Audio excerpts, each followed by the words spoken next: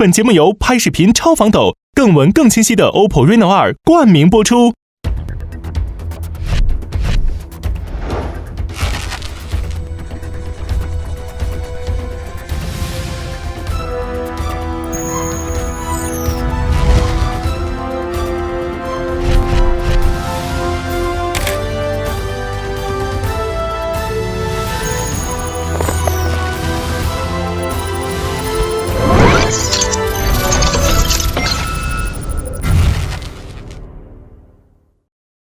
案情高能到手抖，稳定拍摄靠 Reno。本节目由拍视频超防抖的 OPPO Reno2 独家冠名播出。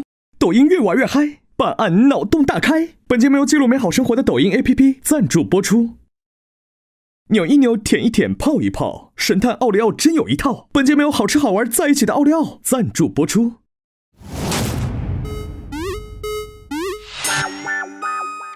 记录美好生活的神器，惊险侦探城。这次密码破解要辛苦大侦探了。数字相加等于10。我知道了，密码就是62。抖音？没错，这就是脑洞神器，记录人们美好生活的抖音 APP。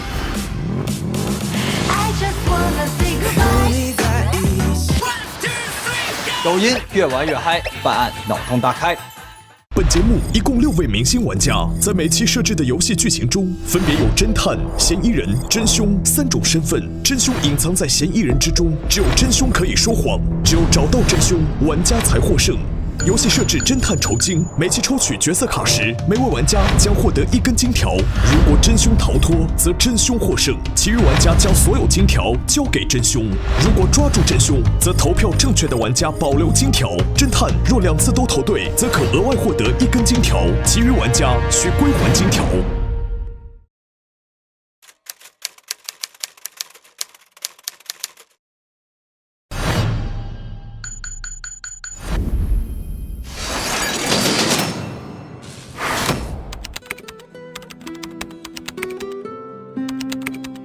瓜老板，给我来碗你的豆腐。亲爱的，爱上你，从那天起，甜蜜的痕迹。亲爱的，别任性，你的眼睛在说我愿意。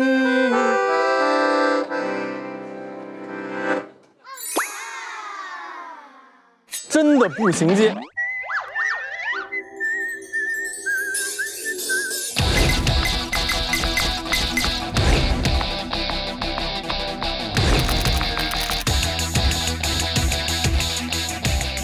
到了。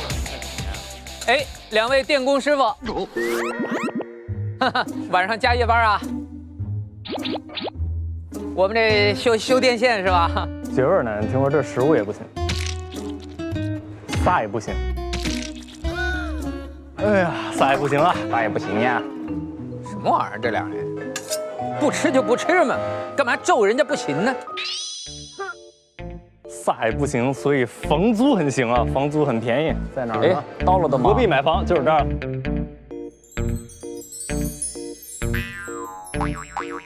哎，老板，租房？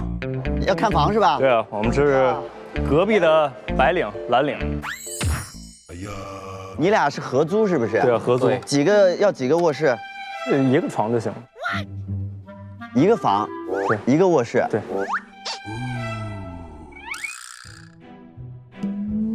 请不要用这种眼光看我们。为什么眼神中有一丝犹疑 ？OK。谢谢你的表演。谢谢。谢谢。我还有一些事情要忙，先走一步。好啊好啊。哎，你的奶茶不要了吗？不用了。啊。点了7杯奶茶不要也太浪费了吧。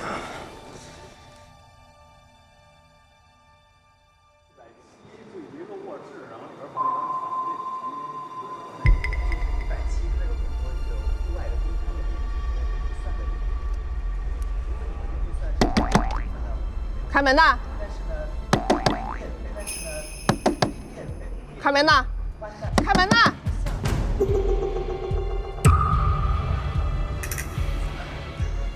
街坊邻居，街坊邻居，快来看看，怎么了？我女儿房间，我死劲敲门都没人应，可以帮我看一下吗？我敲了好久了，谢谢啊。不要慌，不要乱，不要慌乱，出事了，出事了！怎么了？怎么了？怎么了？怎么了？没人应啊！什么呀？敲了半天有了。门铃吗？这不真行租那屋吗？她不是你女儿吗？我女儿的房间没有人啊！你有钥匙吗？我没有。我有。你有？你怎么会有人家单身女孩住的房间的钥匙？我为什么会有单身女孩的钥匙呢？因为她在我这租的房，我有备用钥匙。哦帮你们拿啊，不着急啊。哎，233是不是？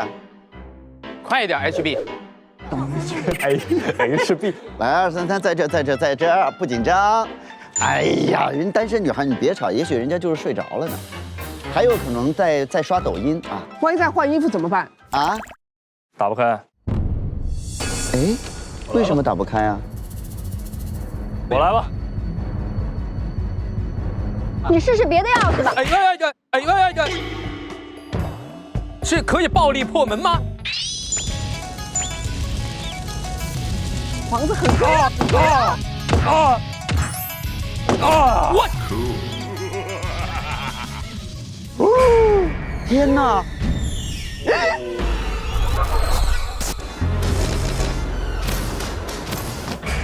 好可怕啊！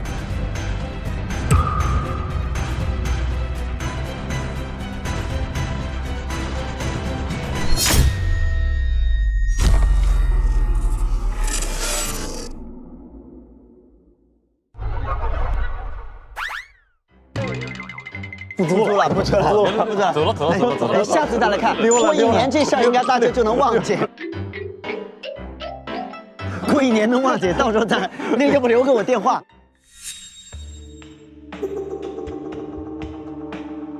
这房，哎呦，这房大吉大利，大吉大利。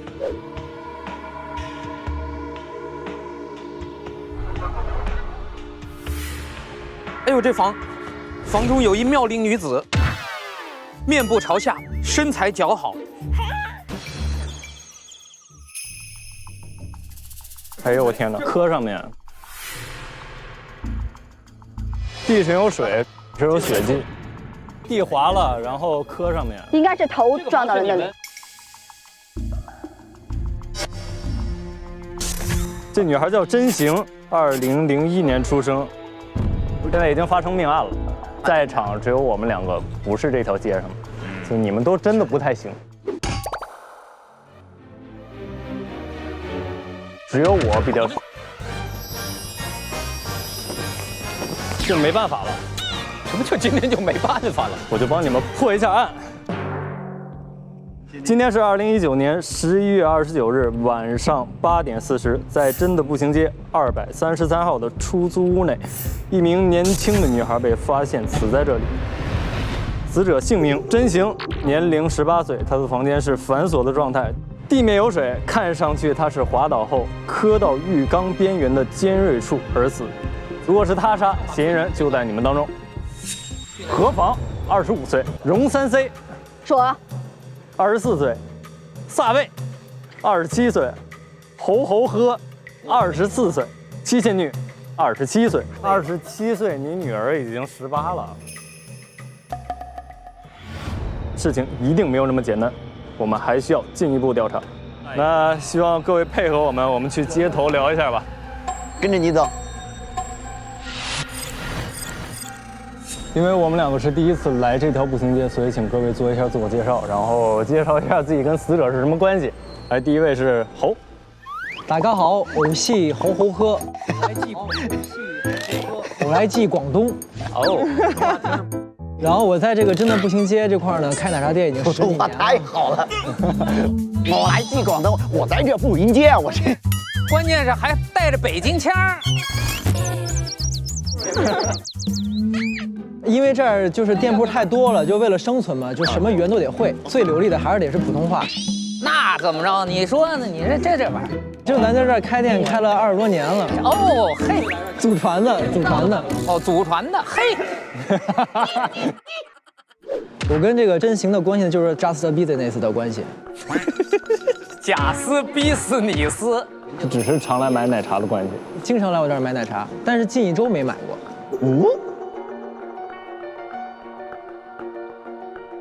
下一个何。大家好，我就是你们身边最好的房产经纪。我姓何叫房，我是何房，谢谢大家。下面回答一下侦探关于我和真行的关系。我是拥有他房门钥匙的男人。不就是房东吗？我跟真行呢，其实也就是加斯比斯尼死的关系。好，那下一位荣。我龙3C就是隔壁修手机店的那个老板娘。你只修手机啊？我一直以为你是卖手机。也卖，只修手机也卖手机，电脑、贴膜，都有贴。业务范围很广。对。我发现他跟萨味儿跟那个何房感觉关系不一样，感觉他就跟我的关系和跟他的关系是不是？不太一样。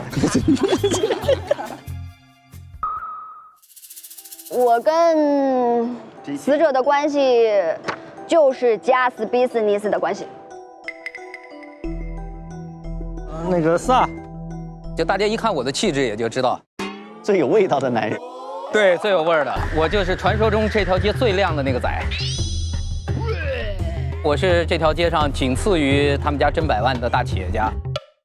真百万是谁啊？真百万不是她老公吗？她老公叫真不行。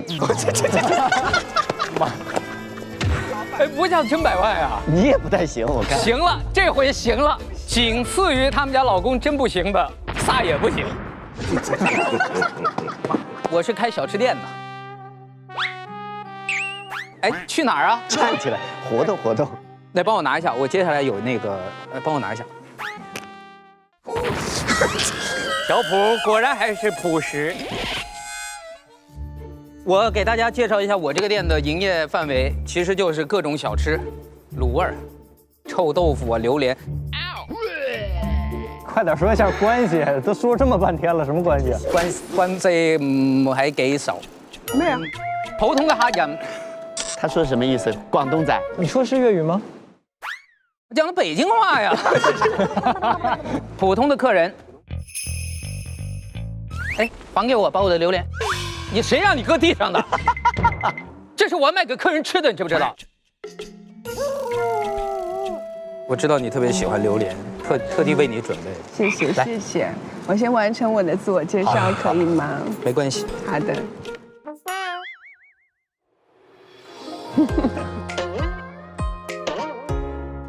我就是穿衣服、穿西件、喝奶茶、喝7杯、口红色号1支要有7支的7仙女。大家跟我一起念：7仙女，7仙女，7仙女7个小矮人。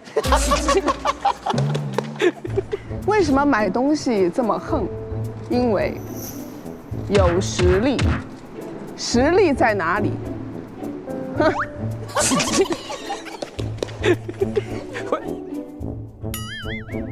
这是，哎呦，不好意思，我拿着人家房产证在给人扇风。拿去送你。这些都是我的身家财产，只是小小的一部分。都是这条街的旺铺。哎呦喂，谢谢您，把房子都送了我。大家喜欢可以拿走1套。房子我不租了啊，和。不是那多一本，要不也给我吧？可以。啊，谢谢。我的面积是233，我是525，送你。哎，我的是1388。啊，我看到我999，我以为我已经是最大了。都是小面积。我233，为什么你还有这么小的？你这个房子是干嘛？狗窝呀？这是我们家贵宾住的地方。贵宾还是贵宾犬啊？但我是柯基啊。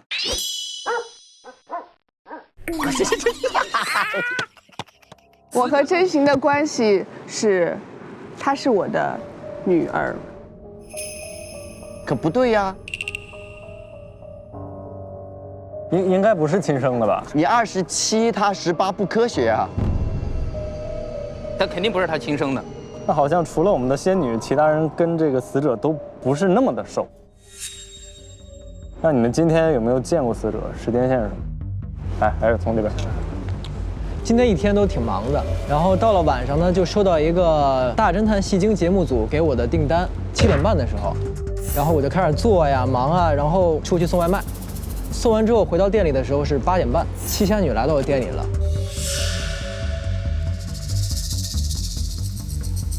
点了7杯奶茶，然后所以我就被迫营业。被迫营业。然后就开始得给他唱歌。他突然说他有事儿，然后就走了。他突然说有事儿走了。对对对，突然说有事儿。几点走的？他是8点35左右。和我今天并没有见到真行。18点半，贾先生说要来看房，我带他去看房2个小时，到20点半，准备要下班。正在这个时候，2个像仙子一样的帅哥来到了我的店里。我本来已经准备关门了，但是就是他们的气场，他们的那种个人魅力，吸引到我，不得不被迫营业。那跟我一样。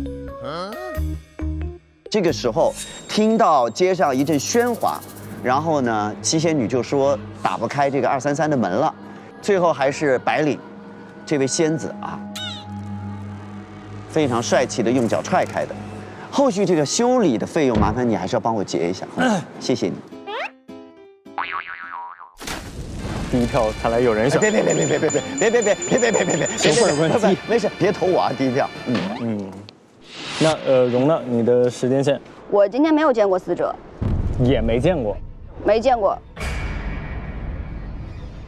我今天6点半呢，我就去一个客户家帮他去上门维修，大概修到晚上的8点25离开，8点半左右回到街里，我放了一个包，就到我男生店里来吃臭豆腐。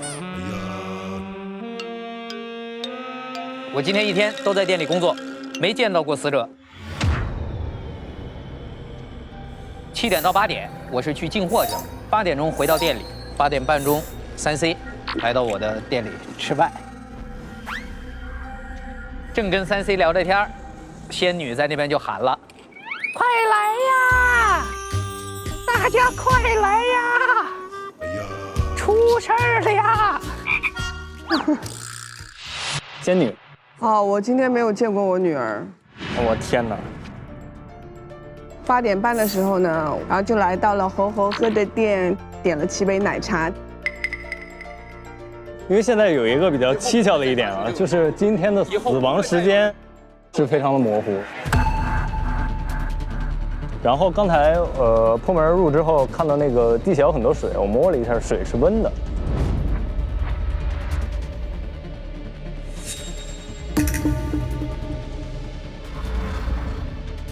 既然水是温的，也就是说明在这个短时间内应该有人进去过。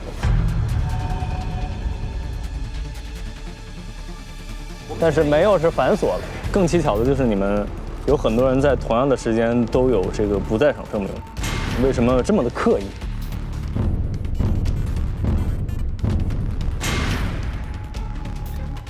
既然我已经来了，我一定会让他真相大白。好，加油！那我们就搜证吧。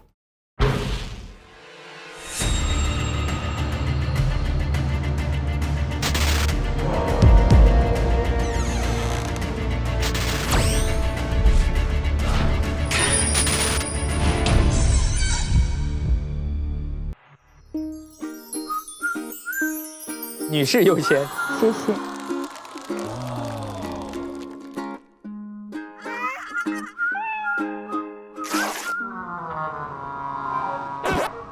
这个小伙子来，男人都是大猪蹄子是吧？看见蒋先生的，我也是个女人好吗？看出来你有一股好汉的气质。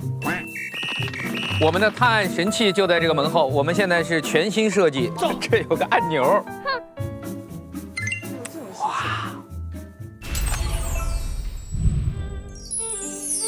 来，拿上我们的探案神器。哇，好帅哦！所以是都可以拿吗？对 ，OPPO Reno 2，好漂亮。拍视频超级防抖。知道为什么我非要用这个才能够搜证吗？因为作为一个小吃店老板，我平时撒佐料，这个手啊习惯性的会抖。如果要是没有这个超级防抖，来吧，搜证吧，同志们。我们先看一下现场。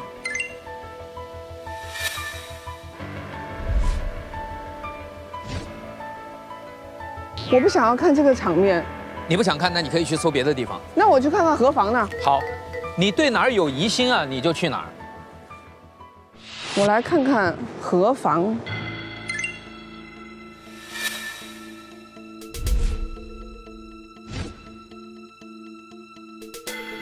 面儿上显然是不可能有什么东西的，自然是柜子里。哇，这个人是有特殊爱好吗？我的天哪！这是什么啊？这是什么？这里面都是些什么？装头的？哎，手机！我的天！什么意思啊？哇塞，这要拍下来了，这重要证据。哇，这个拍照片好清楚啊！还有吗？哇，这个包真的是值得买7个，好想拿走。哎，2019年11月29号有一段视频，好像29号晚上，不就是今天吗？它是一个好像是一个监控拍下来的东西。对，这个角度应该是，哎，这个角度是从这儿拍过去的。嗯。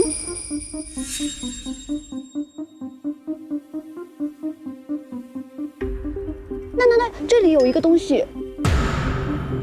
WiFi 我不记得有这样一个黑孔哎。这里装了一个摄像头。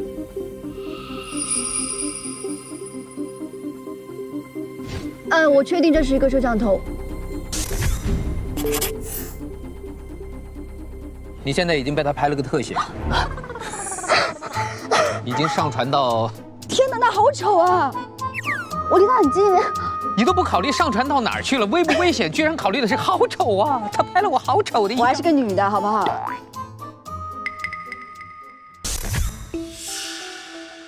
啊，现在温度这么低啊，零下2度啊！这有个暖气片，对准宁景围观，好奇怪呀！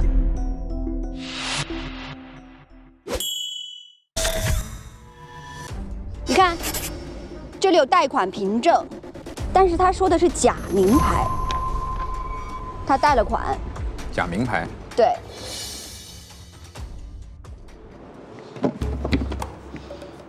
哎，这里有一个，啊！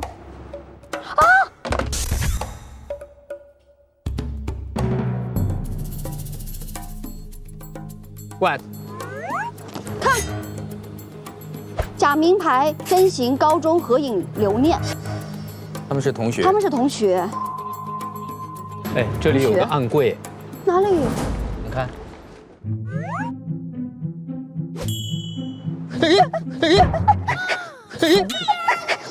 没有，我只是手夹了一下。哎呀，好疼！手夹了一下。哎呀，好疼！哦，这有个机关。哪里？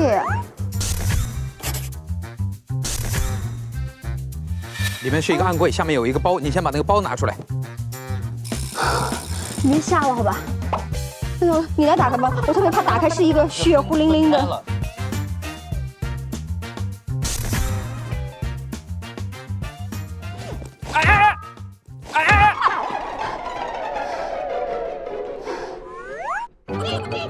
你是不是又演呢？你怎么那么爱演呢？我真的是被吓到了。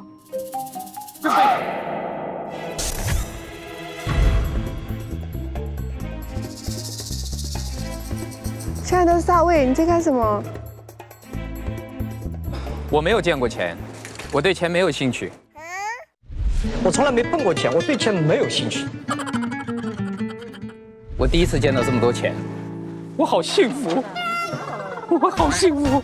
如果我们发财了，我们还破什么案呢？我们3个人把它一分。我来的可真是时候。时间还剩3分钟。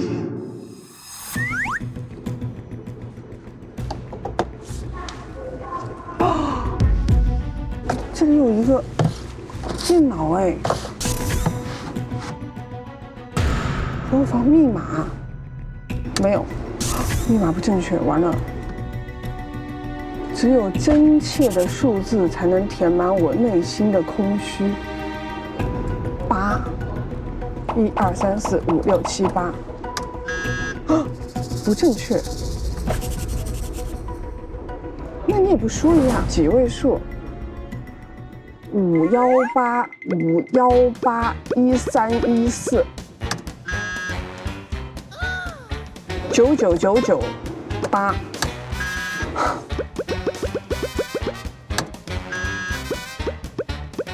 不正确，完了，怎么办？真切的数字，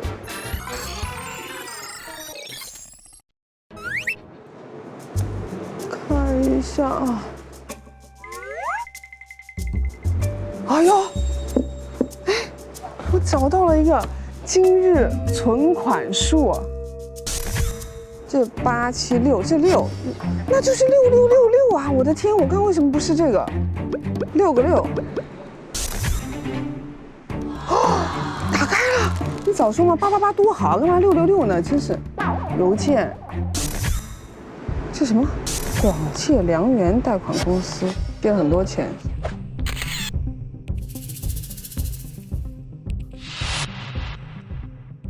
七仙女。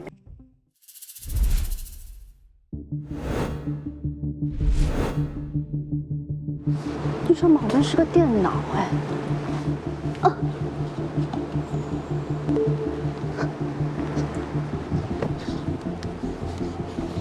图片，求购 M 是姓名为真行的女子，地址信息在线等，真的很着急。我听说一条消息就50，我出5万，打款吧。聊天记录2。真的步行街233号，好的。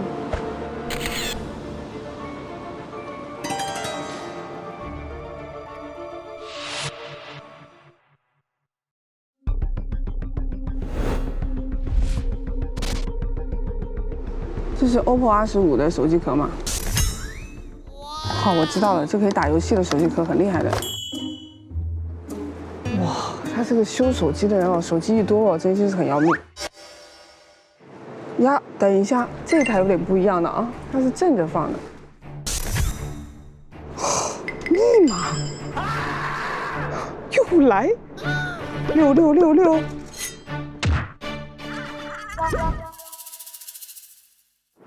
密码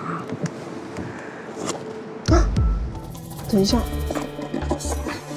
祝你生日快乐，2019 6月3号。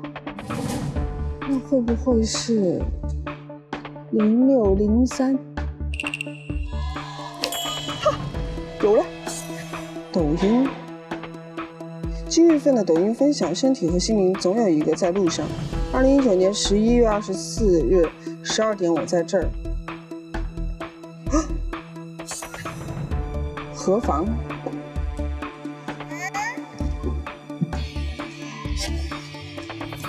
等一下，哇，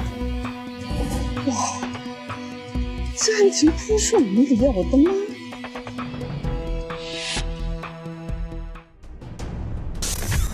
举报信，啊！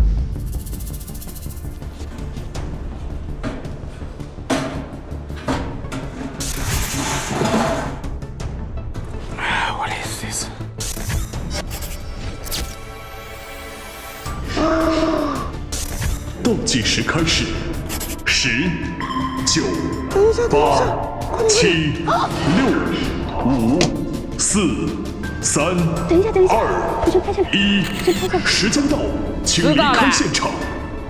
吃一个豆腐干呐！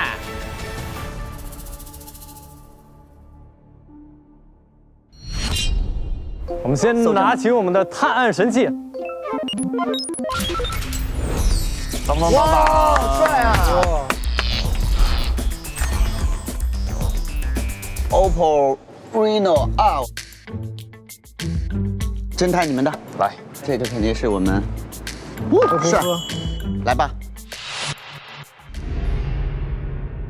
先去案发现场看一看。好。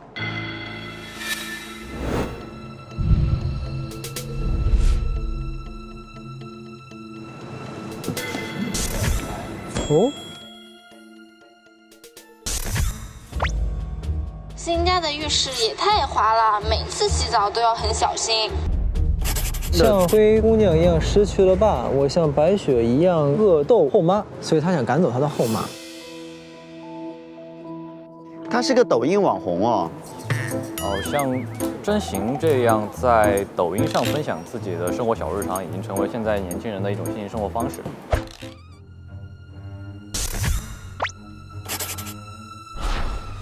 黑产小王子总是被陌生人加好友，并拉进莫名其妙的群。想谁有这样的经历，我可以帮。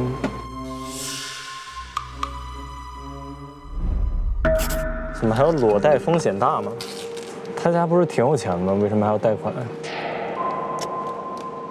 侦探，我去七仙女房间看一看。好，我感觉有猫腻。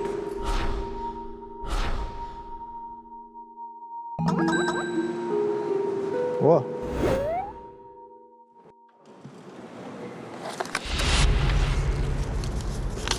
！MG 银行，七仙女，100万，取了100万。哇！这也太明显了吧！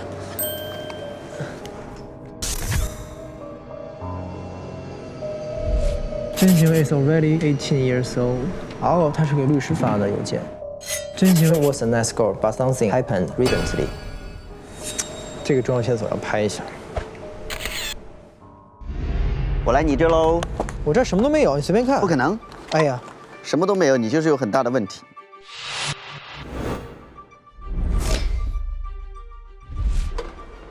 那么好了，我就来看一看。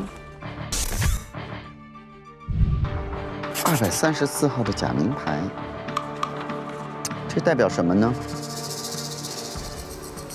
哎呀，目前为止都没什么发现，我非常的不爽。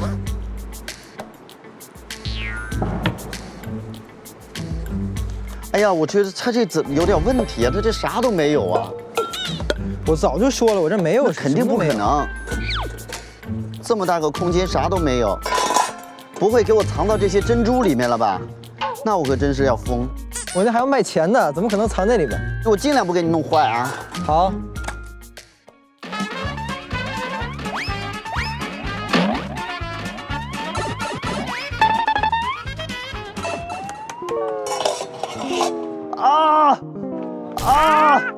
翻遍了啥都没有。哎呀，这个柜子居然是死的！ 绝了，真的！满杯百事，花坛里边，这怎么可能全是空的呢？时间还剩3分钟，我啥都没有。哎，嘿，哎，等一下。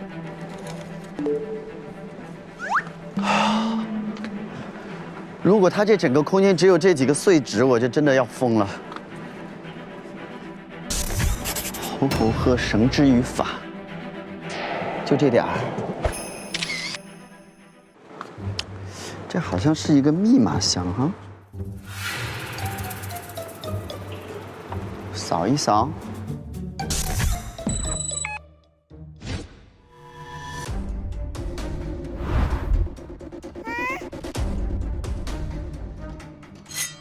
没开。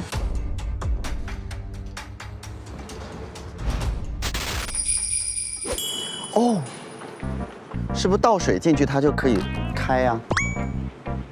倒进一个，试试看。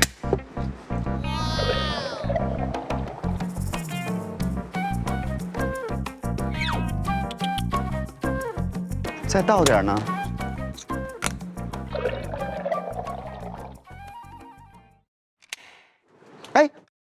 哎，开了！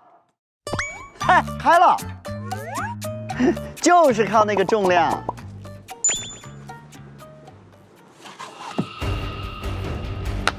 啥意思呢？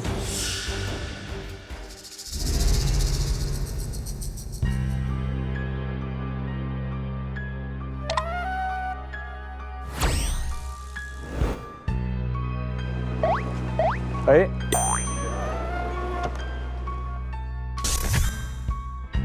我帮你实现了。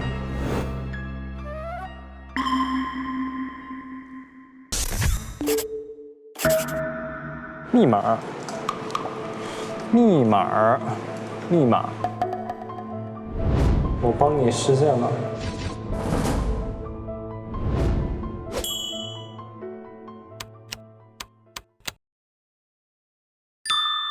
哎，对了，不重要的手机数据怎么这么多？真行的手机数据。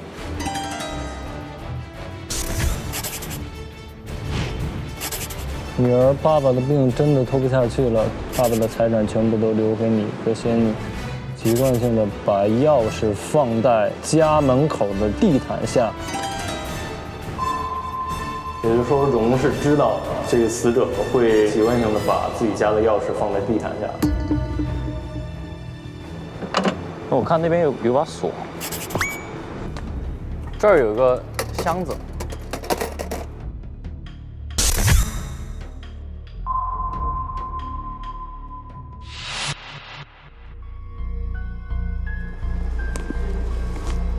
哎，还有一个手机，床上应该很好，你是怎么视频这么稳？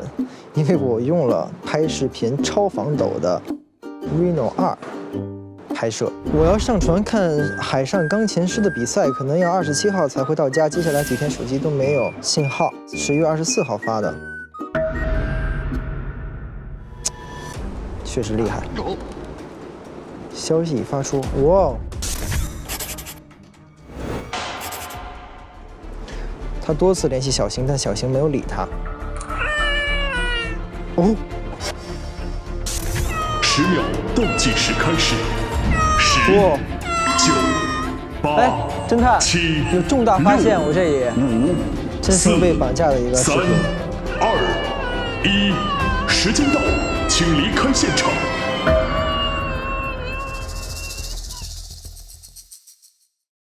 OPPO Reno 2拍视频超防抖手机，记录清晰时刻，第一次集中推理，根据收集到的线索完成推理。我们先一个一个来吧。先是一个明确的关系，死者和仙女之间是母女的关系，但是它是个后码。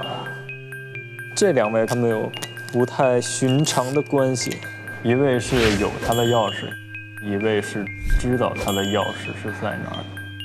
萨目前我还不太清楚他们两个有什么样的关系，目前知道的就是工作上的来往。他们两个，荣是爱慕着萨的，侯呢，因为我没有去他们两个的房间搜索，所以我也不太确定他们两个是什么样的关系。那现在有请我的嫌疑人们进场吧，来呀，嫌疑人们，升堂。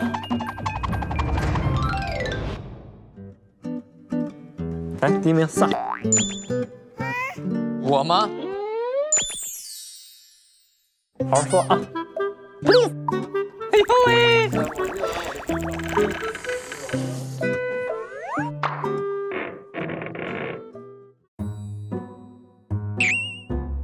亲爱的朋友们，好，亲爱的探友们，探友，明星大侦探的探友。首先，死者的屋里有一大包钱，是在他的衣柜的暗格里。哦，他那个暗格很有意思，他做了一个扣，他用绳子拴了一个挂衣服的钩，你把这挂衣服钩一拉，他那个绳子穿到门的背后就可以带起一个锁，他那个锁是可以自动落下的。但是呢，他这个钩呢是粘在他的衣柜上，这个衣钩现在是可以正常使用的。否则，如果它是之前活动的状态，你只要一挂衣服，这个柜门自己就打开了。也就是说，死者都不可能不知道后面有这些钱。死者应该不知道。死者门口的信箱被人撬坏了，一开始是钥匙孔那儿有很多划痕，但是可能他始终没有打开钥匙孔，最后直接暴力撬开了信箱，信箱里面有什么重要的东西，被人拿走。然后死者的房屋的后巷有一个垃圾桶，垃圾桶里面有一瓶迷药，上面写着晕他个2小时，应该是凶手把死者事先迷晕了之后将其杀害。除此以外，我还发现死者的房间里面是有暖气的。暖气阀门上非常明确地写着对准这条黑线，就证明它已经关闭。而我看到的就是恰恰是关闭状态。死者房间里的温度目前是-2摄氏度。请问哪一个女孩子在家里要洗澡，会让自己的房间有暖气不开，处在-2摄氏度的温度？但是-2摄氏度，澡盆里的水却是热的，所以可见凶手布置完现场，距离我们进去的时间并不长，应该作案时间就是在7点到8点之间。因为如果是时间久的话，这个水就凉了，会凉了。但是凶手为什么要关掉暖气呢？我觉得他是想制造这样一种现象，就是如果屋里面温度低，但是浴缸里的水是热的，那么热气出来之后碰到冰冷的地面会结冰。所以在这种情况下，他本身想制造一个滑倒，但是恰恰违背了我们日常的常识，变得非常的刻意。所以温度也好，被关掉的暖气也好，以及浴缸里仍然还热着的水也好，恰恰告诉我们，这就是一个人为的谋杀案，而不是一个意外事件。对。但是门是反锁着的。由于有人换了锁芯儿，在他的手机里面有一个锁匠给他发的信息。甄小姐，您的换锁服务已完成。温馨提示：您选择的产品仅有1片钥匙，无法复制，请您妥善保管。这是一个信息，是只有一个。另外，侦探请注意，这个信息是今天的晚上8点20发给他的，也就是说8点20才换的锁。所以换锁这件事情是他主动完成的。我觉得不会那么巧，死者今天刚换完锁，凶手就利用这件事儿干掉了他。可是发的信息就是给死者呀。不是，有可能预约换锁是甄小姐本人换的，但是在这个过程当中，就是来换锁的时候，她是不是还活着，这个就很难说了。或者是已经晕倒了。也就是说，它是一个密室谋杀案。死者的睡衣的裤兜里有一把钥匙，找到钥匙了。是哪里的钥匙？这个门的，你忘了吗？为什么打不开啊？这把钥匙是能够打开这个换了的锁芯的。如果说只有一把钥匙，他怎么把门反锁上之后又把钥匙扔回到死者的口袋里？这是一个谜。不是有一个迷药2小时吗？请大家注意，这2个小时非常重要。换锁芯儿，门一定要是在打开的状态下才能换。对，那肯定。所以目前能够打开门的，在之前是你。除此以外，你还有一些不可告人的爱好。什么鬼啊？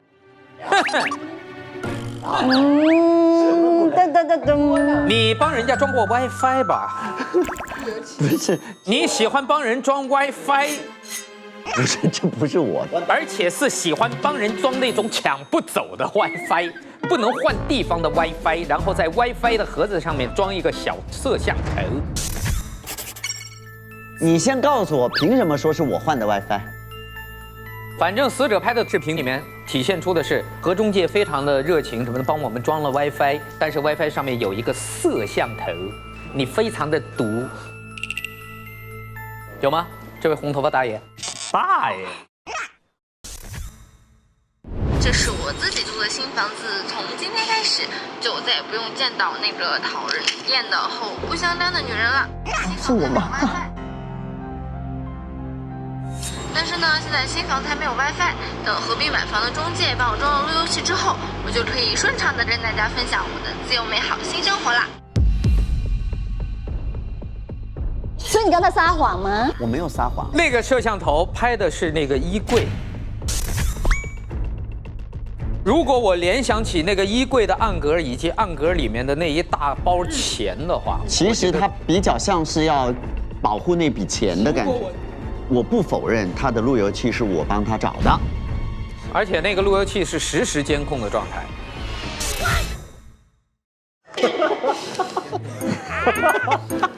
3C 在把脸凑上去的时候，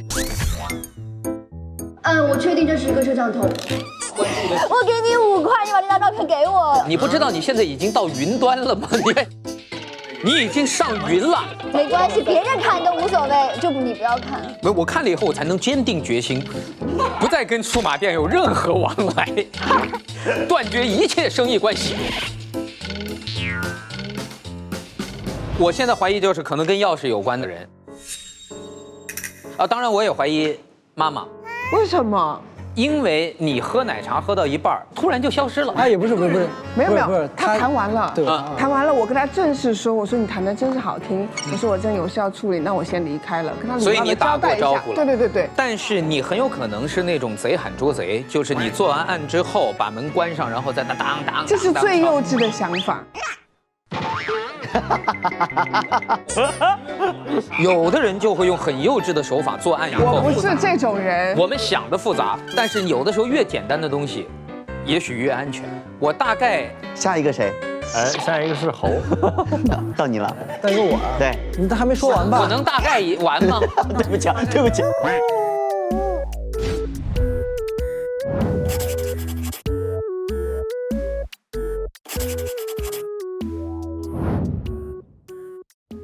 好，来，加油，小猴子！哎呀，我在说之前，我先替那个七仙女辩解一下啊，就她不是说我弹着她就突然走了，但是也有点可疑是什么？就是我刚才说谢谢你啊，5块小时先走了，就是反差特别大，就情绪上有一个突然的变化。对，心事重重。好，那我就是一个一个线索说吧。好。因为我觉得他突然走有点可疑，然后我就一个人单去了他的房间，想看看有什么猫腻。然后第一个就是说发现了他的这个结婚证。结婚证。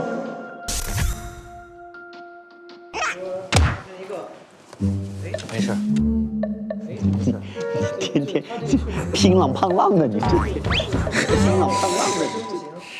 就他这个的确是跟真不行结婚了。他上面的生日是10月26号，这个床头柜旁边有一个保险箱，然后我通过他的生日把这个保险箱打开了，里面是留在她丈夫的遗嘱。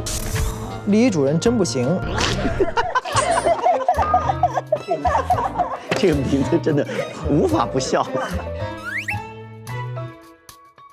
李主任真不行，将名下的财产留给妻子七仙女和女儿真行各持一半，其他人不能干涉。介于真行未满18岁，故在其成人之前，真行应得的所有财产先由七仙女保管。如果在财产分割前，任何一方发生意外去世的话，则另一方将继承本人的全部财产。也就是说，如果发生了，比如说女儿死亡，或者是说妻子死亡的话，那这个财产就会由对面全部继承。所以我觉得这个是他的动机浮现。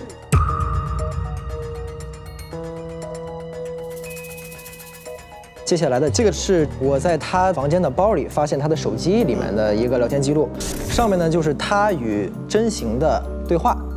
小邢，你想出去我能理解，但是你一定要把地址告诉我，然后我能照顾你。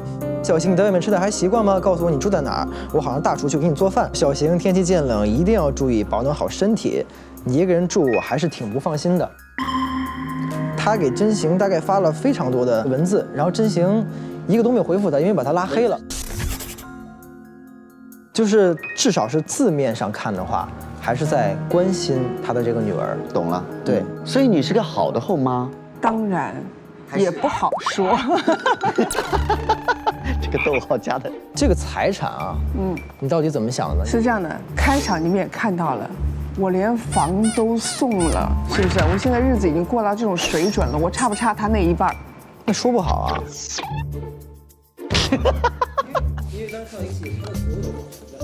那还能过到多好？因为当时看到一个细节，他的所有的房产证啊，都是真不行这个本人的。所以就是说这个财产他并没有真的落到你的手里。但现在有一半是在我手里嘛？对啊。另外一半我代为保管嘛。就万一你想要那个1300多万那平米的房子，最幼稚的想法。谁怀疑你都幼稚是吧？都很幼稚。那我们要怎么成熟的怀疑你呢？这很幼稚啊！那我们要怎么成熟的怀疑？如果仅仅是谋财害命，这是最幼稚，一点都不幼稚。刚刚说翻了他的手机，除了跟女儿的聊天记录以外，还有他这个芒果圈。我要上船看海上钢琴师的比赛了，可能要27号才回家。接下来的几天手机都没有信号，有事请留言。然后并发了一个他在看似是在船上的一个视频。然后但是有一个疑点，就是下面有人回复他说：“哎，你拍这个视频是在海上吗？怎么会那么稳呢 ？OPPO Reno 对，他说 OPPO Reno 2的防抖功能的作用。我们在真的船上试过，确实防抖。但的确不排除他有可能是在家里拍的造假，而不是真的在船上。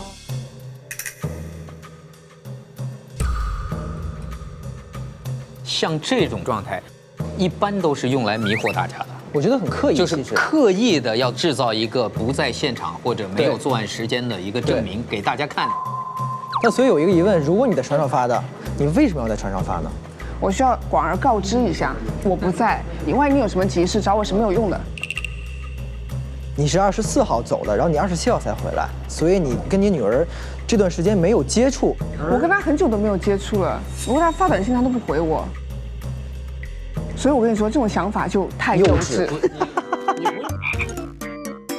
我们这个顺着这个线索往下想啊，就一个是说他想告诉别人他这段时间不在，有可能。另外一个可能性是说别人利用他不在这段时间，去想方设法想要行凶。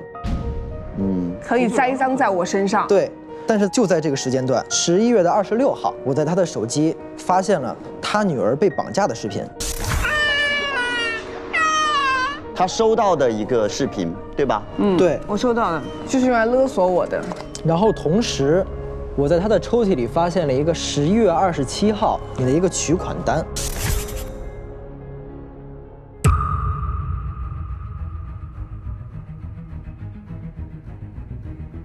你去赎人是吗？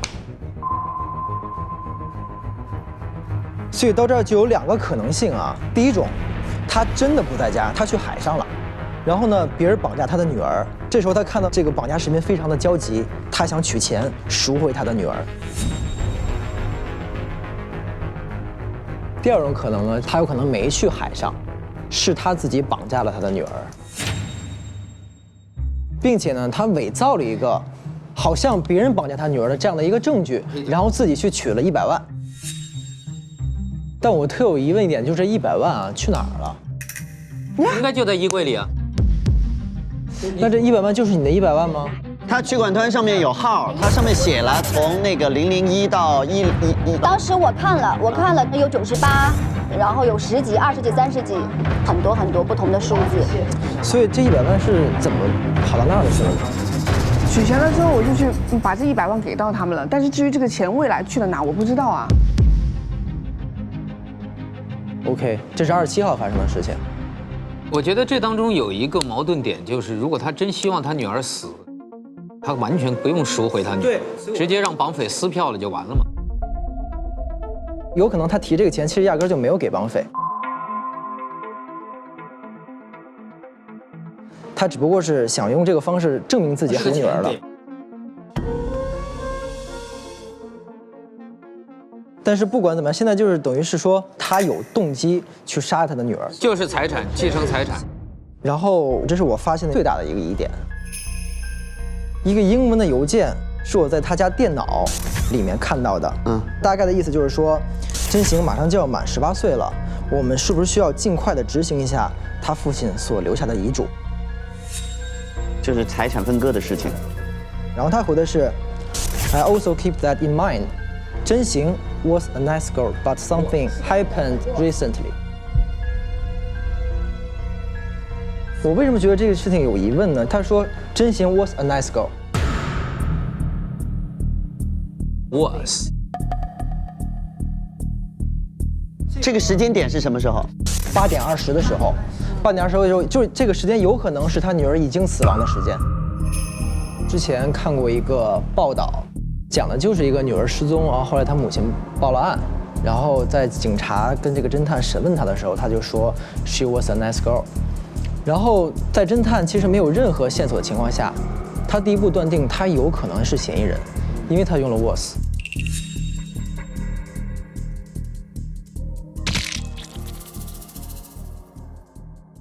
这是一个习惯性的，你的思维不小心露出来的一种表达方式。但是表达和书写是2件事。对，但是你书写也有可能会下意识。你指的是发生了什么事儿，让你提前知道在8点20的时候真行已经死了这件事？这个问题不幼稚。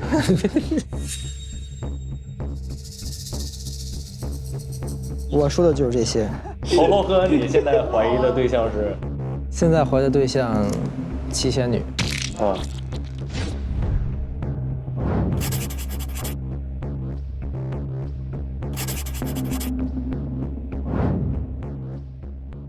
下一位就是被怀疑的7仙女。哦，该我啦。谢谢大家。我去了何房的房间，我在何房的冰箱上面发现了一个本子。这个本子上面记录的是他的日常，他每一篇文章前面都会有一个，比如说路由器的折扣，或者是猴猴哥打折啦。对，他答应我，就是只要我在店里陈设他那个注册会员的2维码，他就每天送我1杯奶茶。你们都有吗？我也是，是不是？终身免费，终身免费。但问题出在第一篇的文字里面，233号住户他想要一个路由器，并且何房去安装了。你买便宜的路由器是因为你装那个摄像头？这个不是我装的。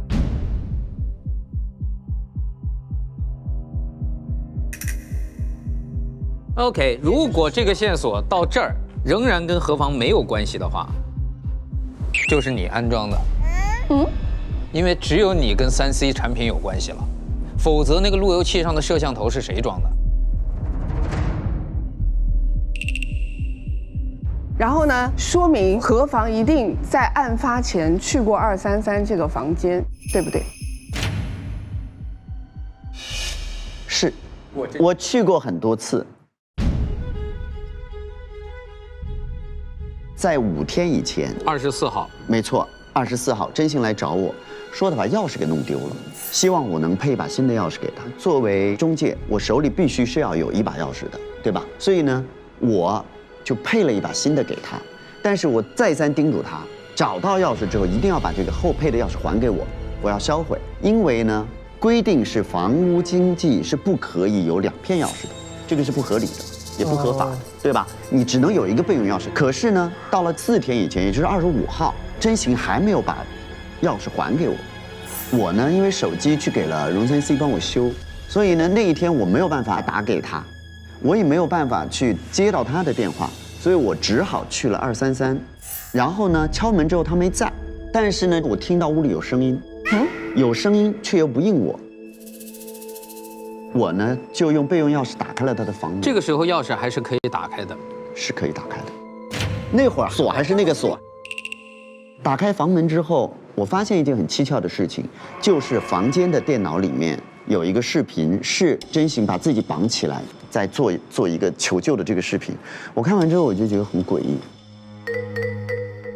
我也不知道他在干嘛，但是我觉得这是人家的那个问题，我只是想要回我的钥匙，我就回去了。然后我在一个狼狗头的包包里找到了他的手机。狗头，好熟悉的词。狗头，真的。打开之后呢，我就发现了一个让我跌破眼镜的证据：何妨和真行发的信息，一张身份信息截图。你的身份证件发给他了？对。然后呢，这个时候有一个从保险箱里拿钱的照片，然后写的成交。好了，这个时候我女儿的绑架视频发过来了。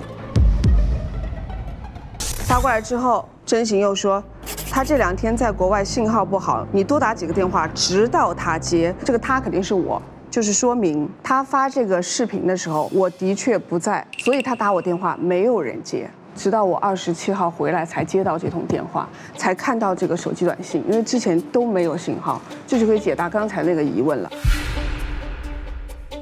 然后底下说视频我发他了，他也答应交赎金了。你密切关注垃圾桶的状况，的确他要赎金是让我放到步行街的53号的垃圾桶里面。然后他的钱拿到了吗？人呢？钱呢？问号问号问号问号。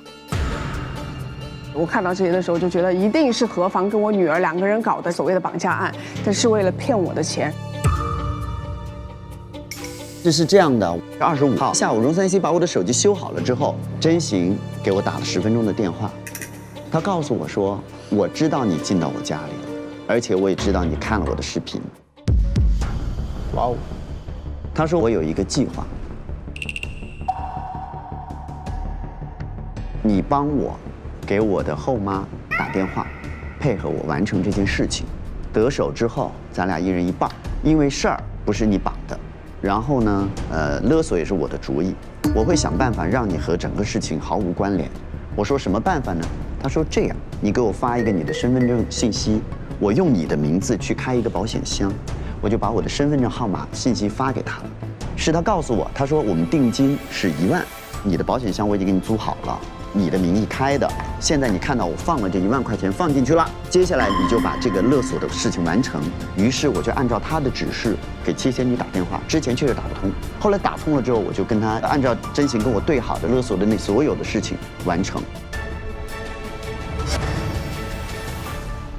再来是电脑，电脑我要吐槽一下，电脑的密码让你觉得整个心都被充满了的数字。是的，他在他桌子上写的我今日希望的收入，金的小算盘上面打的6666，不是希望的，这是我现在真实的我的存款，是我的全部。所以666是你的存款数，66万，6个6。啊，6个6。66万呀我好崇拜你哦！66万啊，这么有钱！我以为是6000多，我好崇拜。真的有钱的在这儿。啊，对对对，你最有钱。于是，在电脑当中，我发现了一段视频。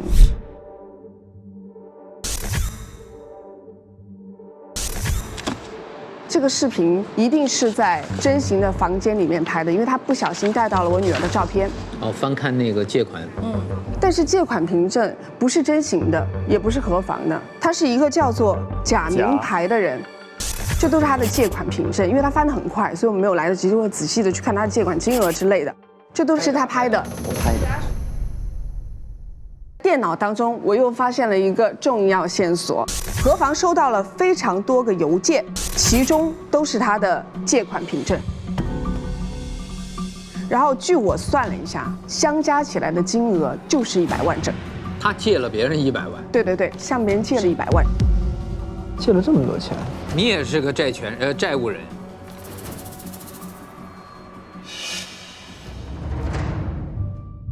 2天前，也就是27号10点钟，应该把赎金放回去，我就在等真行给我的电话和信息。你有没有注意到？就一直没有，就是他喂，怎么样？钱拿到没有？他不理我了，这个人消失了。消失也就算了。更可怕的是，从那天开始，我的邮箱里面不断的收到各个网贷公司给我发来的催款信，有人用我的身份信息在外面去贷了很多的钱，而且不断的发来。我觉得这个事情非常非常可怕。我在想，我从来没有办过，怎么会有这种事情呢？我想来想去，我想起4天前，我给真行提供过我的身份证的信息。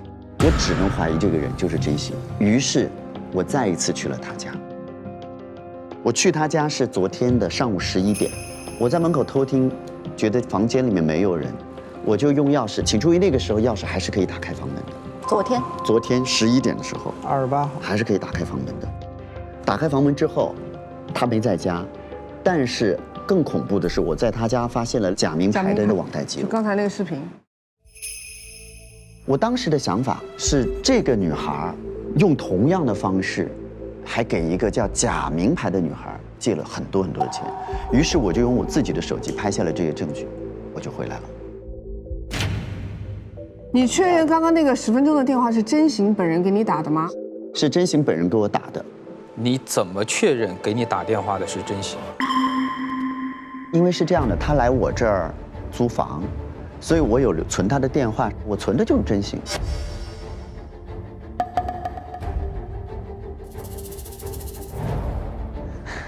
你们都太幼稚了。我刚刚只把证据分享了一半，接下去一半可能会让各位大开眼界，也同时震惊了我本人。我去了河房旁边的荣3C 的房间，打开了他的手机，不打开不知道，一打开吓一跳。好老的俗语。在和河房聊天的就河房是不是真行？对吗？你可以回答是吗？我可以回答。我在荣3C 的手机里面发现了一模一样的内容，只是聊天的对话面彼此交换了而已。等一下，那个是真行的手机还是荣3C 的手机？荣3C 的手机，因为还有一个可能是荣3C拿走了真行的手机。不，荣3C 是荣3C 的手机，他完全 copy 了一张卡，因为他是做3C 的。而且我的手机也去过他的那儿维修，所以你的所有信息现在都可以解释了。你在跟谁对话？不是真行，解释吧，这是到底是你打给我的，还是你复制了？就是你可以监控我们。我只是在你把手机送给我维修的时候，我 change 了名字。因为大家其实现在都不记数字的，只看名字。你把真行的名字改成了你的电话号，对的，对，这样你给他打电话出现的是真行，显示的是真行。我从头到尾在跟你聊，哇，这从头到尾在跟你大 boss， 这解释了手机的这一块部分的疑问。再来，我在他手机当中看到了一个抖音。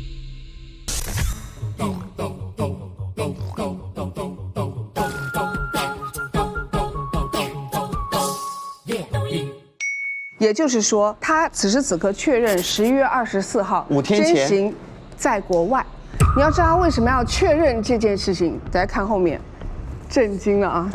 这个照片当中我拍下，他手机上面写的是“哇哦，轻松换脸”，也就是说，他用了换脸模式，确认了真行的确不在国内。我不可能在他伪造了这个绑架视频之后，第一时间找到女儿，破了他的谎言。所以说，他就自己伪造了一个自己在那边被绑的，然后换脸成真行，让我误认为这个是真行。不只是你，我也误认为。你也误认为啊？天啊！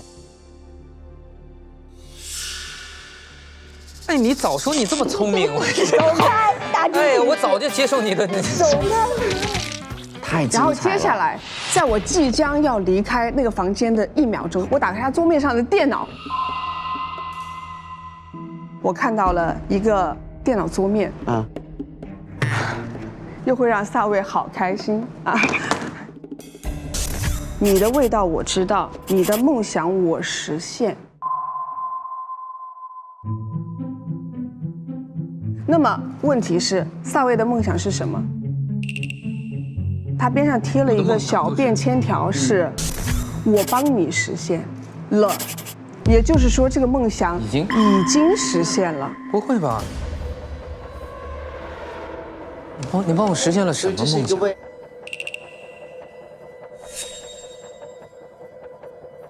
我平时可能也不招人待见，直到我搬到了这条街上来。这个死鬼呢，我到他店里来吃，他就很照顾我，让我觉得很温暖。因为只有你来吃。所以1周前我就试探性的问他，我说，哎，你怎么也不小了，怎么不谈恋爱啊，不结婚啊？他就说男人嘛，他说他起码要有100万才会来考虑这个梦想。所以我很想帮他。我有一个疑问，你说，你拿了100万之后，100万为什么会在真行的房间里？我不知道。所以那个连号的你拿到了吗？我放在垃圾桶里面的连号，你拿到了吗？我拿到了。然后呢？你放到哪儿了？你拿到之后？我不能直接给他说，你看你的梦想在这儿，你娶我吧。我你为什么不直接给我？我就奇了怪了。我要那种纯的爱啊！然后我就不要。你早放在我这儿，什么事儿都不会有了。我不能伤害他大男子主义的那个，我就偷偷的把它藏在他的那个店的那个柜子后面。啊？藏在他店的柜子后面？对，他店的一个柜子后面，我想让他自己去发现，哇，自己中大奖了的感觉。藏在我店里的柜子后面。对，所以之所以那个钱后来为什么跑到真行那儿，我不知道。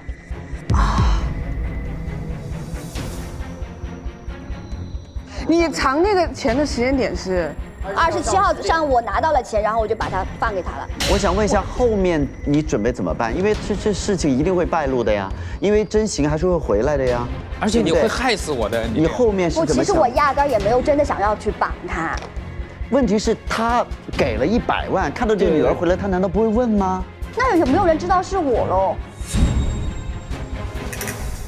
因为在你的所有世界里面，你看到的是你在跟真行联系，是真行自导自演了一场戏，不是我。不对呀，我们最后再一解开电话号码，不就看出是你了吗？对，但是你的那个破手机一直是坏的，你这3、5天就拿到我这儿来修，只要你再来修的时候，我再把它改回来就 OK 了。其实我们生活当中不太会去注意这个东西的。所以你的人生命运是寄托在我的手机后面，会不会在这3、5天会不会坏，对不对？我告诉你，我现在就换 OPPO Reno 2。所以你整个计划把你自己保护得很好，把他也保护得很好，最后玩的是我，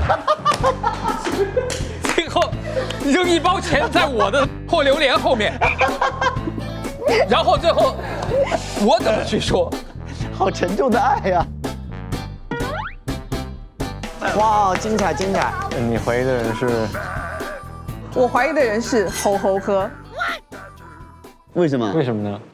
因为我觉得这件事情坐实了何妨和龙3C 只能截止到诈骗我这件事情，并没有直指我们当下的这个杀人事件，所以我反而排除了他们俩。我觉得，那为什么在我和他之间你选择了他呢？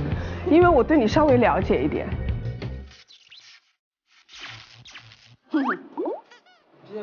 没眼看。猴猴哥，我要怀疑是因为他在跟我谈告白气球的时候，我就不知道为什么直觉上感觉你不对。还有直觉这回事？气死了！我真的不知道，没来由，就是确实没有来由，我没有证据。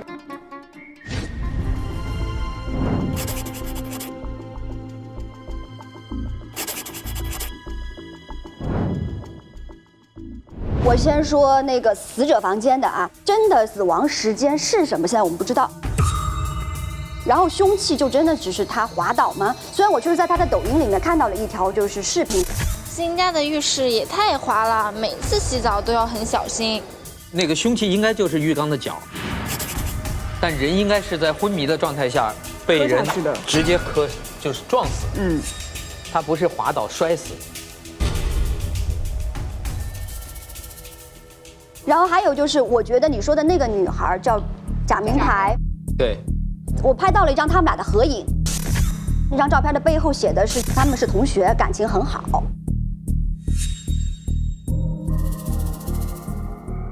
在一个八卦日报上面说，19岁女学生跳河自杀，生前因裸贷欠下巨款。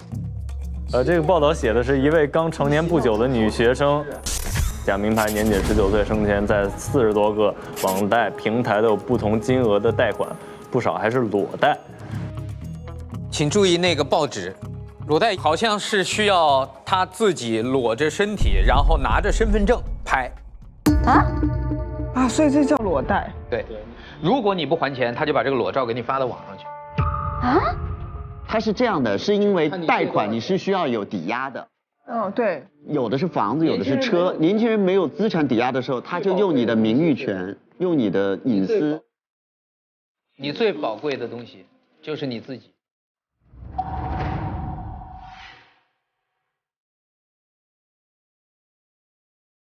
那你的那个就说不通啊！你的那个裸贷必须是人家拍的你，人家你才。我不是裸贷呀。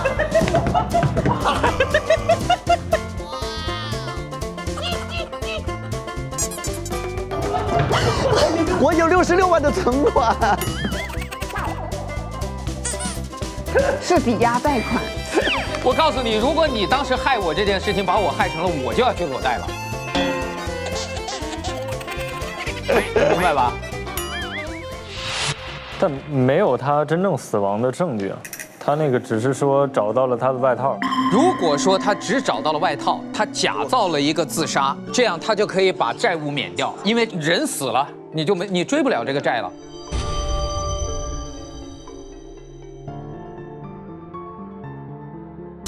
据悉，假名牌的家人就只剩下一个年迈的奶奶，在假名牌自杀后。追债人不断上门骚扰，导致老人家突发疾病离世。不，他旁边有个遗书，能念一下吗？遗书，我真的是太傻了，1年了，我这看不清了，什么德不什么，我看一眼，我来。1年了，我始终不敢见人，不敢回家。我本来以为就只是借一笔钱而已，但是我就是想买几件衣服，但是没有想到，我在这条路上越走越远。我大了，我欠了，我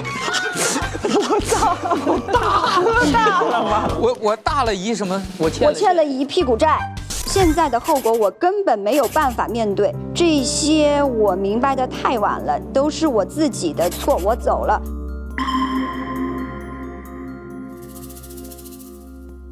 在那个死者房间里面有一个电脑，电脑有一个搜索的页面，上面写着怎么贷款贷到的钱多，裸贷风险大吗？网贷能贷多少钱？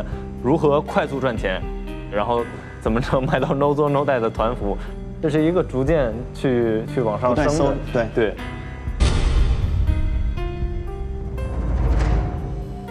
我觉得网贷可以对应的人应该是就刚才我们说到的这个假，而不是真，所以我怀疑那个电脑并不是真形的，有可能是假的。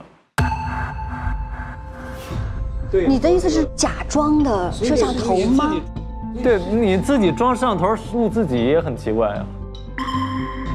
那会不会是假在真的房间里面装了一个摄像头？但是为什么他的所有的贷款凭证出现在了真形的房间？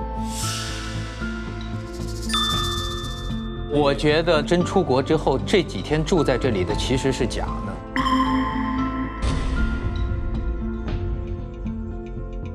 接着呢，我就去了一下仙女加入了一个群，叫嘿嘿嘿交流群。11月28号12点。他说求购 M 市姓名为真形的女子的地址信息，在线等，真的非常着急。我听说一般来说一条这样的信息是50，我给5万，高出1000倍比市价。他特别着急，然后黑长小王子说我已经发给你私信了，打款吧，账号是 HCXWZ 4个8。然后呢，他就告诉他了，说在真的步行街233号，就直接把消息给他了。他那么着急的去要，而且这个时间点就是28号的中午12点。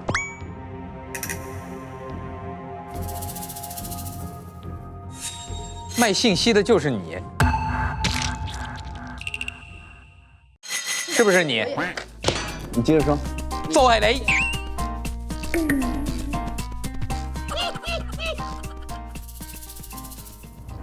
这位仙女，你为什么那么着急的在28号要找到女儿呢？因为我27号把这个钱放进了那个干垃圾箱了之后，首先第一个就是我得要保证女儿是安全的。对，你拿了钱之后人要回来啊。然后呢，我就要确认这个人是不是回来了，所以我第一时间想要找到他人。可是因为在这他搬了家以后，他就把我拉黑了。其实我根本不知道他搬去了哪里，所以我就要第一时间找到他的地址。但是我想尽了所有方法，没有办法知道他住在哪里，那我只有找到黑市了。我就加入了这个黑的群聊，然后呢找到一个黑产小王子，然后结果这个时候我出价因为很高，所以第一时间。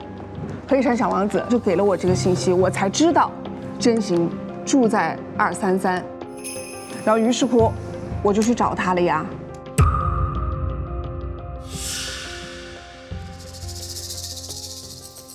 然后就是我暗恋上的这个男神，我冒那么大的风险，你冒那么大的风险来折腾我，对，是的。结果其实今天在搜证的时候，我发现了一个让我真的是，这什么？在他的柜子底下有一个相册，相册里面呢有4张照片，有一些音乐的符号，就感觉上他在听歌。那一开始七仙女是去他的那个奶茶店里，哪怕只喝1口也要买7杯，就是为了去听一首歌。那就证明七仙女应该是很爱听歌，所以，我判断那个人应该是七仙女。所以5年前他们俩应该是一对儿。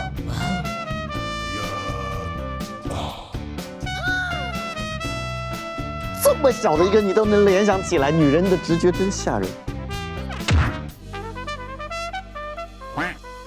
但是我有一点想不明白了，照理来讲，一个男人，你看着自己心爱的女人分手了，嫁给了一个比自己大很多的男人，很有钱，他要么就是选择离开呀，他要天天看人家2个人在秀恩爱吗？他没有搬走，为什么？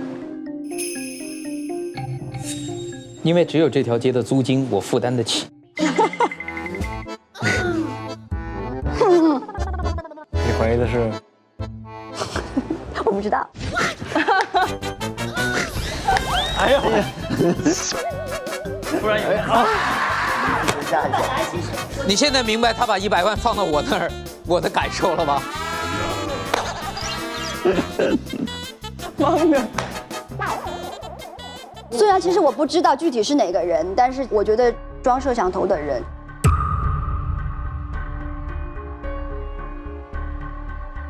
嫌疑很大。对。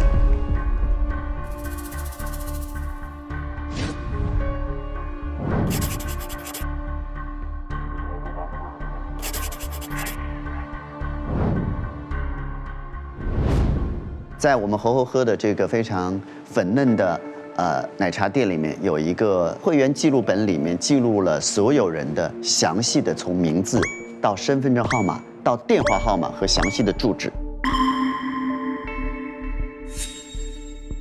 另外呢，有个名字是被特别标出来的，叫假名牌。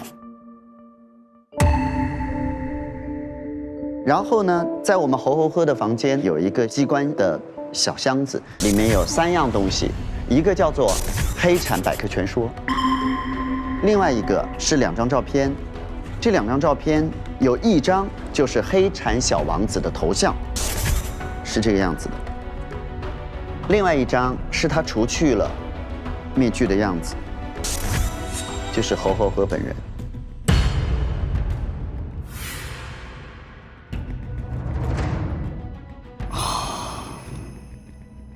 先跟大家解释一下吧，其实这是我的第2个身份，黑产小王子。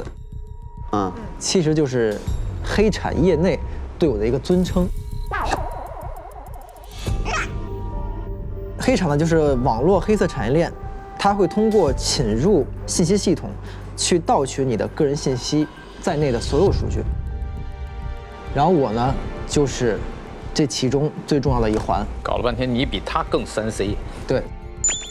且还有第3样东西是猴喝的存折。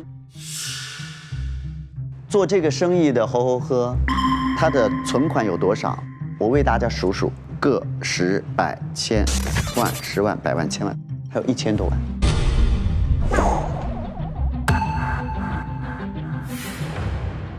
天不是你看似1000万，我都是50-50挣的呀。那你得赚多少笔呀？太辛苦了。但现在为止，我的地址还没卖出去是吗？没有人要你的地址。所以这是一个非常有钱的坏小子。刚才你问是不是我泄露的信息，然后大家都有注意到，在真行的房间的门口有一个信箱，那个信箱是被毁坏的，里面有个空的举报信的信封。这个是在猴猴河门口的小花坛的一个小花盆里面找到了这个举报信的去处，但是很遗憾的告诉大家，它已经被撕得小碎片了，我拼成这个样子的。这一部分的内容是这样的：同学假名牌的地址是他卖给了讨债公司，假名牌虽已因什么什么还不起网贷自杀了，奶奶却因讨债公司频繁骚扰什么什么，将猴猴喝绳之以法。这个信应该拼出来就是我的同学假名牌，因为还不起网贷。你可以弄成很押韵的，同学假名牌，还不起网贷，公司来追债，害死了奶奶。举报好好喝，一起将他逮。对。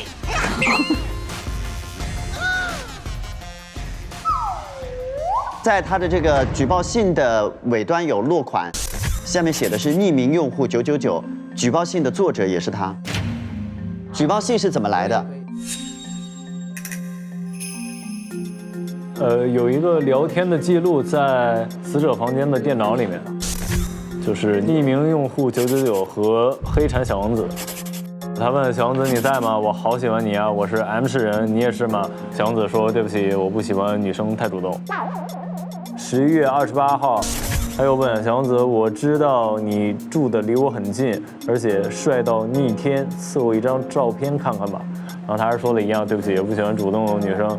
然后最后他说我已经知道你是谁了，黑哥都告诉我了，等我来找你吧。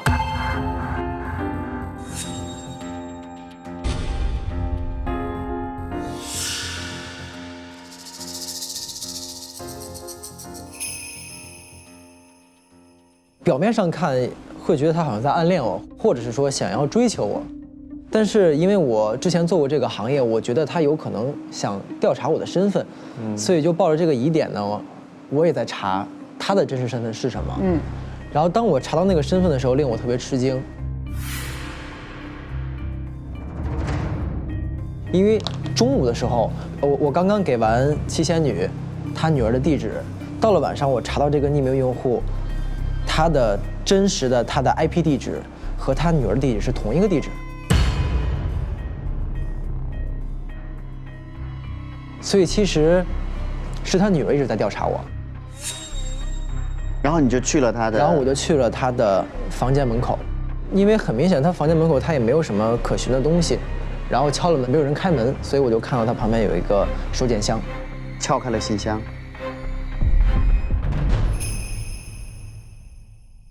我现在想问你，你后来知道了威胁你的人要举报你的人是真行，你下一步的计划是什么？我首先看到那个信，我觉得他是想举报我的，所以我就把那个信烧了。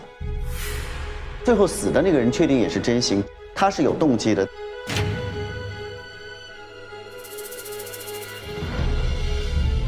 我现在觉得，相对来说比较模糊的是萨卫的动机。我觉得荣是做了坏事儿，但是他只是想做一个假的绑架，他可能不太希望真行死，因为死了之后反而他事情更麻烦。他是有动机的，但是他做没做，从我的角度来讲，可能不是他。我现在还是真的比较怀疑这两个人。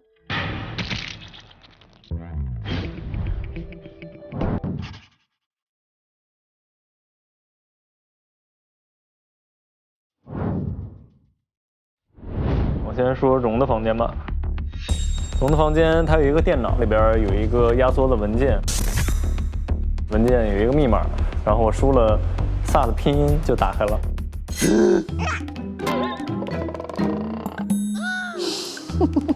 哇，真爱了！下回把钱直接交给我。走开！然后里边有很多人的手机资料，然后手机的信息，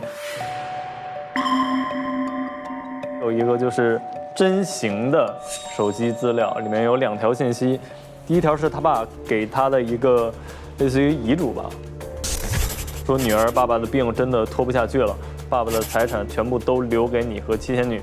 你还小，这些钱先放在七仙女那里，你要好好的生活，别大手大脚，别什么生活细节都发到网上，别总是习惯性的把钥匙放在家门口地毯底下。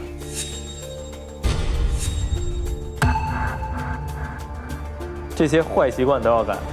在这里要提醒一下，就是他犯了一个非常大的错误。他就是在跟大家分享，你看这是我新搬的房间，这是在怎么租的，我跟谁租的，而且他好像还把他的租房合同拿出来。那个一旦被截图的话，信息全部泄露。现在很多人都喜欢在网上晒生活，但很多时候自己的个人信息就这样是被自己晒出去的。你别就着这事儿在那点头，你先说说地毯底下的钥匙，他在这，不能晒信息，对，地毯底下的钥匙你拿没拿过？进没进去过那个房间？什么时候进去的？错，我错了。我就是发现大家都会到我店里面来修手机，然后我无意当中可以发现很多人的秘密。哎呀，我的妈！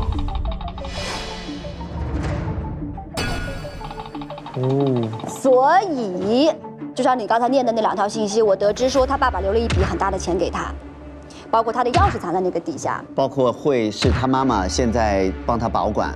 对，这些信息我都得到了，因为我知道他的钥匙在门底下呀，所以我就自己到了他的房间，找了一件他的衣服穿上，然后自己自拍自演了，导了那个视频出来。我刚好有一个软件是可以换脸的。所以我在他的房间看到视频，就是你拍的，对，你留在那儿的，对。你为什么要留在那儿呢？是因为我正在做的时候还没有剪接，你就来了。所以的确啊，他应该是杀了他比较安全啊。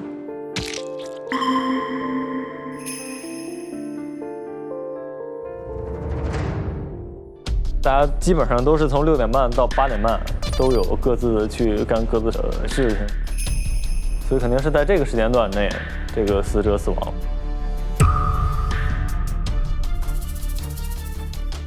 然后还有这个电脑，那个监控它到底是要监控什么？还有就是那个密室是怎么形成的？密室的形成很重要。对。还有就是咱们一直说的那个水温很热，房间很冷，这个到底是用来做什么的？我觉得是时间线。然后再一个就是，我觉得还是大家梳理一下每个人的杀人动机。我觉得现在他的很清楚，因为他的身份被人发现了。然后何是因为背锅也没有，他是毁了我的人生，因为我后面这一笔巨债等于我要花很长很长，甚至一辈子我都还不完。我的想法特别简单，他毁了我的人生，我也不能让他好过。然后就是他们2个的杀人动机就很模糊。他刚才说自己不是为了钱，萨的动机也很模糊。这一票非常的没谱，但没办法也得投啊！啊！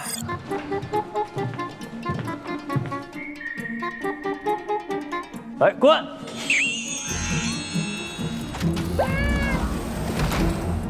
来，嘿！哇，好高级啊！你没见过这个？没有。白白，你也不听一下小普的想法吗？哎，对。你们这白普组合。蓝领，你说一下你的意见，我能听见。世界最远的距离就是你在墙内头，我在门内头。遗产生效是11月11号，真行已经成年了。七仙女没有去执行这个事情，是因为找不到女儿吗？还是根本不想要去？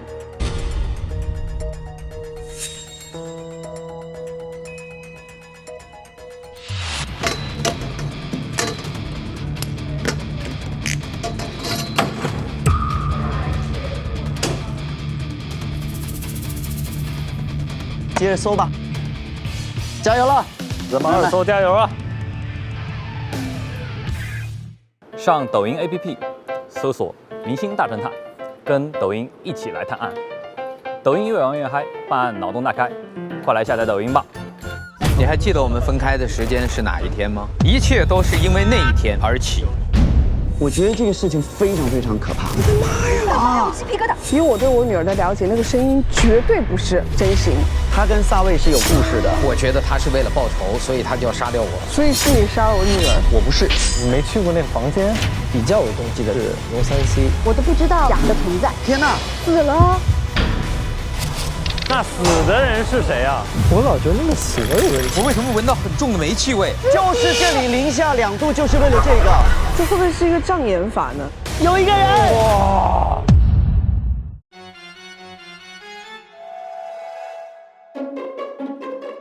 案情高能到手抖，稳定拍摄靠 Reno。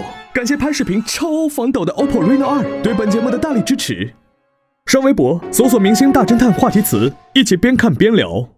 感谢特别合作媒体微博台网、微博综艺、战略移动资讯平台、网易新闻、网易娱乐、网易号。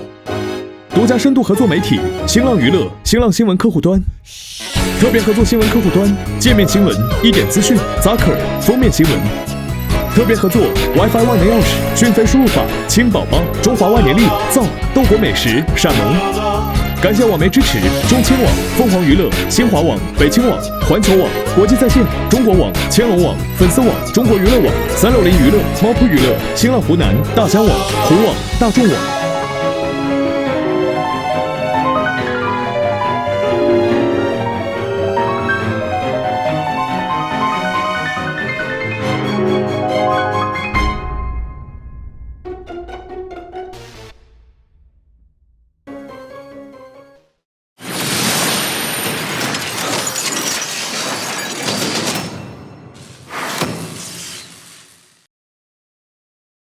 高能侦探再度集结，